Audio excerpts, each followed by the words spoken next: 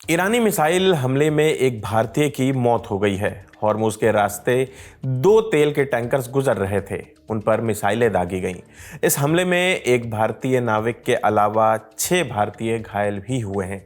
America और Iran के बीच तनाव फिर बढ़ गया है। हमले लगातार हो रहे हैं।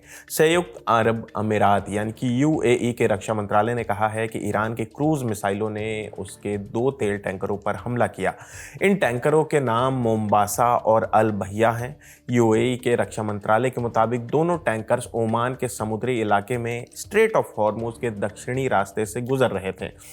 इसी दौरान उन पर मिसाइलें दागी गईं। मोम्बासा टैंकर पर तैनात एक भारतीय क्रू मेंबर की मौत हो गई। इस हमले में कुल 8 लोग घायल हुए हैं। इनमें से 4 की हालत गंभीर बताई गई है। घायलों में 6 भारतीय हैं, जबकि 2 यूक्रेन के रहने वाले हैं। मिसाइल लगने के बाद दोनों टैंकरों में आग लग गई। जहाज़ों को काफ़ी नुकसान पहुंचा है, लेकिन जहाज़ पर मौजूद कर्मचारियों ने आग पर काबू पा लिया। इसकी वजह से कोई बड़ा हादसा होने से टल गया। यूएई ने इस हमले की कड़ी निंदा की है। रक्षा मंत्रालय ने इसे अंतर्राष्ट्रीय कानून का गंभीर उल्लंघन भी बताया है। यूएई के रक्षा मंत्रालय ने कहा कि यूएई इस हमले का जवाब देने और अपने क्षेत्र, नागरिकों, निवासियों और राष्ट्रीय हितों की रक्षा के लिए सभी जरूरी कदम उठाने का पूरा अधिकार रखता है। मंत्रालय ने आगे कहा कि हमारी सेनाएं पूरी तरह सतर्क और तैयार हैं। देश की सुरक्षा और स्थिरता को नुकसान पहुंचाने की किसी की भी कोशिश का निर्णायक जवाब दिया जाएगा। इंडिया टुडे की रिपोर्ट के मुताबिक इसी बीच ब्रिटेन की समुद्री सुरक्षा एजेंसी यूकेएमटीओ यानी कि United kingdom maritime trade operations ने भी एक हमले की जानकारी दी है। एजेंसी के मुताबिक ओमान के कलहात से करीब 40 नॉटिकल मील उत्तर पूर्व में जा रहे एक टैंकर पर किसी अननोन प्रोजेक्टाइल से हमला हुआ। इस हमले में जहाज के दाहिने हिस्से के इंजन रूम को नुकसान पहुंचा।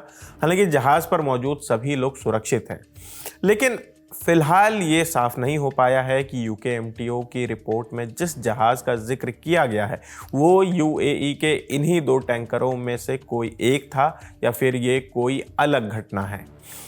ये घटनाएं ऐसे समय हुई है जब अमेरिका और ईरान के बीच टकराव लगातार बढ़ रहा है। 13 जुलाई को अमेरिकी राष्ट्रपति डोनाल्ड ट्रंप ने ईरानी जहाज़ों की घेराबंदी फिर से लागू करने का ऐलान किया है।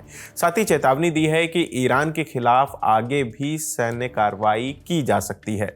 इसके कुछ ही घंटों बाद अमेरिकी सेना ने लगातार तीसरी रात ईरान के coastal surveillance system, drone infrastructure और मिसाइल ठिकानों पर हमले किए।